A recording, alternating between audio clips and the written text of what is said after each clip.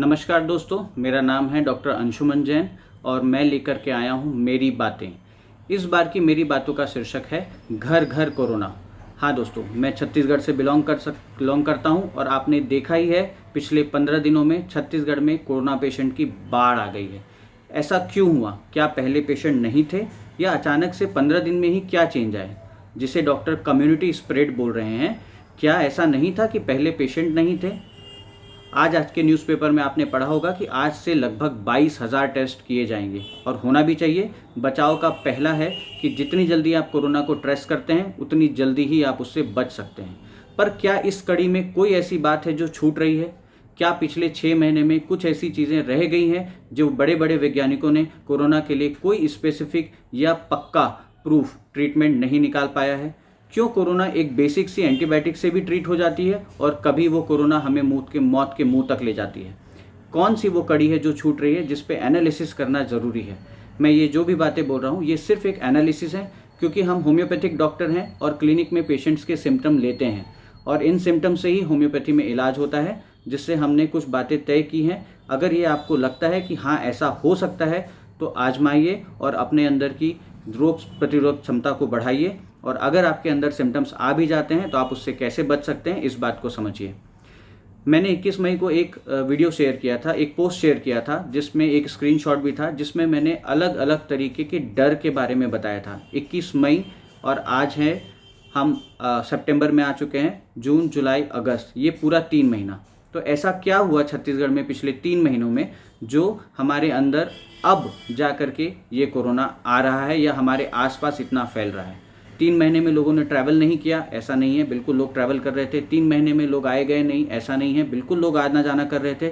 फिर इस 3 महीने में उस कोरोना को हमारे दरवाजे तक पहुंचने में इतनी देर क्यों लगाई, जो 15 दिन में ही कोरोना हमारे दरवाजे तक पहुंच गया? इसे कम्युनिटी स्प्रेड कहते हैं। पर मैं ये समझना चाहूँगा कि कम्युनिटी स्प्रेड एक जगह पे एक साथ फैलाव की वजह से होता है। मतलब हमारे आसपास हर व्यक्ति लगभग पॉजिटिव है। 2 दिन पहले के न्यूज़ में एक और स्टोरी आई थी, 136 कोरोना पेशेंट पॉजिटिव पर 132 को कोई सिम्टम नहीं। तो हमारे अंदर ऐसी क्या चीज़ें हो रही हैं जो हमें सिम्टम्स में डाल रही हैं, मुसीबत में डाल रही हैं, परेशानियों को बढ़ा रही है और कहीं ना कहीं एक डर के बाद हम मौत के मुंह तक जा रहे हैं? हमें ये समझना बहुत बेहद आवश्यक है। 21 मई के पोस्ट में भी मैंने कुछ डर के बारे में बताया था, जिसमें से सबसे पहला डर था सेपरेशन कॉन्फ्लिक्ट, अपनों से अलग हो जाने का डर। दूसरा है डोमेन कॉन्फ्लिक्ट। डोमेन का मतलब होता है अपने क्षेत्र, अपने घर, अपने आसपास कोरोना के आ जाने का डर।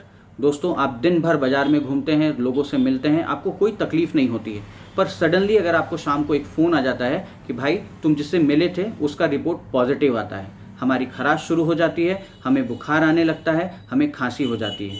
क्या ये न्यूज़ हमारे तक नहीं पहुंचती तो हम पॉजिटिव होते? सोचने वाली बात है। लोग मुझे ऐसा बोलते हैं कि सर ये हर केस में नहीं है। मैं मानता हूँ ये हर केस में नहीं है, पर ज़्यादातर केस में ऐसा ही है कि जब हमें पता चलता है कि कोई हमसे मिलने वाला पॉजिटिव हुआ है, तभी हमारे अंदर का डर हमें बुखार लाता है। ठीक वैसा ही डर जैसे बुरे सपने के बाद हमें बुखार आता है, बच्चों को मार पड़ती है उन्हें बुखार आता है, बच्चों को टीचर्स का डर, स्कूल का डर आता है और उन्हें बुखार आ जाता है। यही डर हमारे अंदर बुखार ला रहा है। अब आगे क्या? उसके बाद जैसे ही हमें अंदर बुखार आता है, हमारे अंदर दूसरा कॉन्फ्लिक्ट पैदा होता है अपने लव्ड वंस के लिए। ये कॉन्फ्लिक्ट एक ऐसा कॉन्फ्लिक्ट है, कहीं मुझसे किसी और को तो नहीं हो जाएगा, कहीं मैंने अपने घर में कोरोना अनजाने में तो नहीं दे दिया। ये एक डर भी हमारे अंदर से एक नेगेटिव रेस डेवलप करता है, जो हमारी बीमारी को तो बढ़ाता ही है, हमारी बातें सुन के हमारे घर वालों को भी विचलित करता है और यह विचलित होना उनके अंदर भी कहीं ना कहीं सिम्टम्स लाता है। वायरल कोई नई चीज़ नहीं है दोस्तों, वायरल पहले भी आते थे, अभी भी आते हैं और आगे भी आते रहेंगे। आज कोरोना है, कल किसी और नाम से होगा। पॉइंट ये नहीं है कि हम इससे कैसे लड़ रहे हैं, पॉइंट ये है कि पूरा जीवन बचा है। क्या एक कोरोना हमारे पूरे जीवन को ख़त्म कर रहा है या हम आने वाले वायरसेस के लिए पूरी तरह से तैयार हैं? मैं आपको सिर्फ इतना समझाना चाह रहा हूँ, अपने अंदर का डर निकालिए। अगर आप फीवर के चपेट में आ भी गए हैं तो इसके 3 स्टेज हैं, जिससे आपको समझना बहुत ज़रूरी है। प्रारंभिक स्टेज जिसमें गला खराश, सर्दी खांसी के माइल्ड सिम्टम और माइल्ड फीवर जो 100 तक जाता है। दूसरे स्टेज में जहाँ तक आपको स्मेल की सेंस चली जाती है, टेस्ट चला जाता है। ये सब आप बहुत बार यूट्यूब में सुन चुके हैं। आपकी जानकारी के लिए ये दोनों स्टेज बहुत बेहद खतरनाक नहीं है, आप इससे आराम से बाहर आ सकते हैं। अगर आप ऐसे व्यक्ति हैं जिसका घर में प्रथम बार वायरल का स्टेज चालू हो रहा है, कफ कोल्ड स्मेल टेस्ट जा रहे हैं, तो सबसे बेटर ऑप्शन है आप बिना डर के अपने आप को आइसोलेट कर लीजिए। देखिए, आइसोलेशन हर जगह इंपॉर्टेंट है। अगर आप टेस्ट करवाना चाहते हैं बिल्कुल जाइए, टेस्ट कराइए, आइसोलेट हो जाइए। पर अभी टेस्टिंग सेंटर की हालत भी बहुत अच्छी नहीं चल रही है, लोग टेस्टिंग सेंटर से वापस लौट जा रहे हैं बिना जांच कराए। तो मैं उन लोगों के लिए एडवाइस करूंगा जिन लोगों को सिम्टम्स शुरू हो चुके हैं, वो सिर्फ इतना काम करें कि अगर आपको फीलिंग्स आ रही है तो सबसे पहले अपने आप को बिना डरे आइसोलेट कर दें और घर में कोई खौफ का माहौल पैदा ना होने दें, ना आप अंदर से डरें, क्योंकि हमारा डर ही हमारे ब्रीदिंग डिफिकल्टी रेट को चेंज करता है। हमारा लव्ड वंस के लिए डर, हमारे डोमेन के लिए डर, हमारे घर पे आने वाले कोरोना का डर, ये सारी चीज़ हमारे अंदर की पैथोलॉजी को बिगाड़ता चला जाता है, जो आगे जाके निमोनिया में लैंड करता है, ब्रीदिंग डिफिकल्टी में लैंड करता है, पेशेंट को एडमिट करना होता है। अत्यधिक तेज़ दवाइयाँ शायद शरीर सहन नहीं कर पाती, दवाइयाँ काम नहीं करती और पेशेंट की डेथ हो जाती है। तो हमें इसे प्राइमरी स्टेज, जिसमें हम सिर्फ इतना सोचें कि हमें वायरल पहले भी हो चुका है, ये इतना डेंजरस नहीं है। 5 दिन के फीवर में माइल्ड फीवर, थोड़ा सा खराश, थोड़ी सी स्मेल लॉस के साथ हम आराम से रह सकते हैं। मत हड़बड़ाइए। नॉन सिम्टोमेटिक पेशेंट प्लीज़ बहुत ज़्यादा दवाइयाँ मत खाइए। आप इंतज़ार करिए सिम्टम्स के आने का, अपने आप को रेस्ट में डालिए, आइसोलेट करिए और इन्जॉय करिए। बहुत सारे इन्जॉय का मीनिंग सीधा सीधा ये है, अपने अंदर से डर निकालना है तो हमें मन को डाइवर्ट करना पड़ेगा। अपने मन को डाइवर्ट करने के लिए आप टीवी मोबाइल का इस्तेमाल कर सकते हैं, पुरानी बातों को याद कर सकते हैं, रेस्ट कर सकते हैं।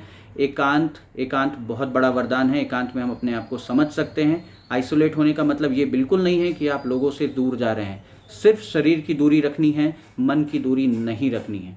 हमें इस बात को समझना होगा। अगर हमने इस प्राइमरी स्टेज को समझ लिया तो हम 3 से 5 दिन में बहुत आराम से बाहर आ सकते हैं। अपने सिम्टम को ध्यान देते रहें, बहुत ज़्यादा चेकिंग नहीं करें, ये भी एक डर का कारण बनता है। थोड़ा बहुत SpO2 डाउन हो सकता है, उससे डरना नहीं है। फीवर अगर बहुत अत्यधिक तेज़ आ रहा है तो पैरासीटामोल का इस्तेमाल करें। डॉक्टर्स भी ईजी अवेलेबल नहीं है, मैं समझ सकता हूँ। सेल्फ मेडिकेशन करने से बचें। एक पैरासीटामोल एक ऐसी दवा है जिसका उपयोग आप 102 या 101 फीवर आ जाने पे इस्तेमाल कर सकते हैं। और एक बात ध्यान रखें, फीवर हमारे बेहतर के लिए ही आता है। फीवर हमारे बॉडी के इन्फेक्शन से लड़ने के लिए आता है। बहुत कम फीवर में पैरासीटामोल का बार बार इस्तेमाल आपको विडॉल की तरफ या टाइफाइड की तरफ ले जा सकता है। कई केसेस में टाइफाइड पॉजिटिव आते हैं इस वजह से, क्योंकि बहुत ज़्यादा पैरासीटामोल का इस्तेमाल किया जाता है।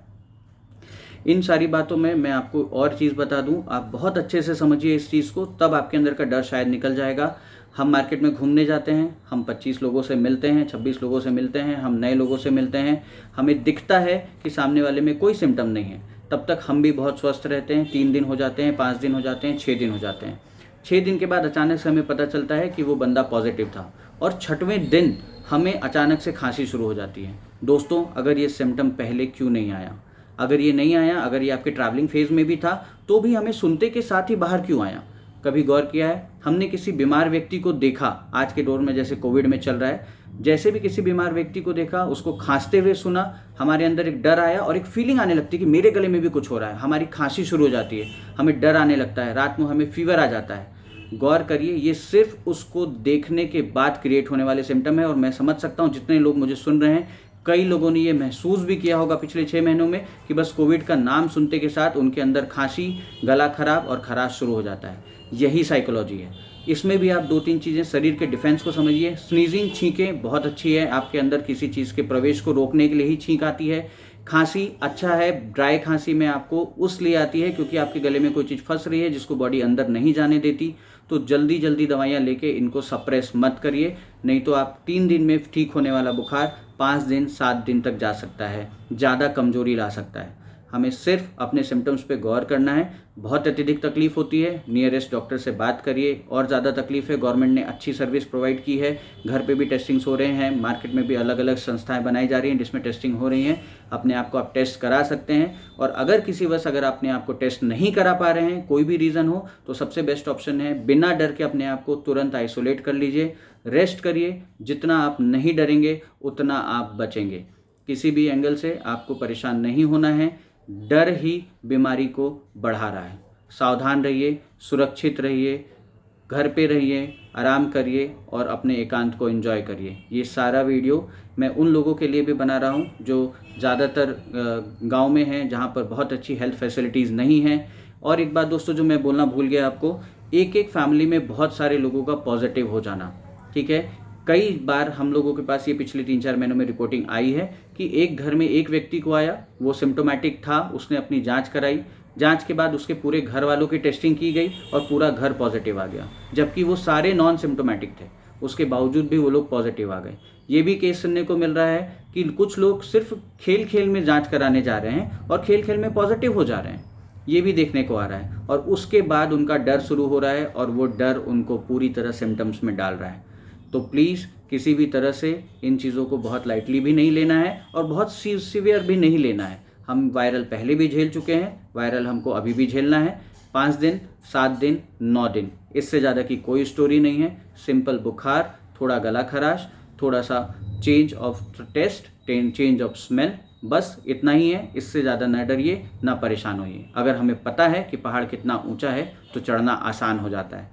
अगर हम तैयार रहें कि हाँ ठीक है, जो होगा देखी जाएगी, जो होगा हम सह लेंगे और हम इससे बहुत जल्दी बाहर निकल लेंगे, ये पॉजिटिव एटीट्यूड आपको ज़्यादा जल्दी बचाएगा, ना कि बहुत अत्यधिक डर डर के अपने आप को बचाना। आप जितना डर रहे हैं, आपने सारे सावधानियों का उपयोग किया था, उसके बाद भी आप पॉजिटिव हो रहे हैं, तो ये बात क्लियर है कि कहीं ना कहीं कुछ और ऐसी बातें हैं जो आपको पॉजिटिव कर रही हैं। क्योंकि मेरे पास ऐसे कई लोग हैं जो ना बाहर गए हैं, 100% सैनिटाइजेशन में रहते हैं, किसी से नहीं मिलते, हर चीज़ का उपयोग बहुत सावधानी से करते हैं, उसके बावजूद भी वो पॉजिटिव हो रहे हैं। मतलब एक मन का अत्यधिक डर आपको बीमार और बहुत बीमार करने के लिए काफ़ी है। कोरोना आपके पड़ोस में आ जाए, आपके मोहल्ले में आ जाए, आपके घर में आ जाए, तब भी आपको डरना नहीं है। ये सिंपल सी चीज़ है, तो एकदम आराम से रहिए। जिन भी व्यक्तियों को ज़्यादा सीवियरिटी है, उनको हायर सेंटर्स की ज़रूरत है, आप उनको ध्यान रखिए, उनको हायर सेंटर्स पे भिजवाइए, ऑक्सीजन सपोर्ट की ज़रूरत है दीजिए। पर ये व्यक्ति बहुत ही कम है जिन्हें ज़रूरत है। तो दूसरों के चीज़ें सुन के, दूसरों की मौत की खबरें सुन के, दूसरों के हॉस्पिटलाइजेशन की खबर सुन के अपने अंदर डर बिल्कुल मत लाइए, क्योंकि आप अपने शरीर को स्वयं खुद जांच सकते हैं, अपनी स्थिति को देख सकते हैं, समझने की कोशिश करिए। आपका बुखार सिर्फ 99-100 तक है, ज़्यादा से ज़्यादा 101 है, आपको कोई और दूसरी तकलीफ नहीं हो रही है। रेस्ट करिए, आराम से रहिए, चाहे आप पॉजिटिव हों चाहे नहीं हों, डरने की कोई आवश्यकता नहीं है। शरीर बिगड़ता है, सिम्टम दिखते हैं, ज़्यादा सिम्टम दिखते हैं अगर, तभी आपको डॉक्टरी सलाह की और अत्यधिक आवश्यकता है। ना पैनिक होइए, ना खुद डरें, ना दूसरों को डराएं। इस बात के साथ मैं अपनी बातों को विराम देता हूँ। Stay safe, stay healthy. Thank you so much. फिर से आऊँगा मेरी बातें लेके।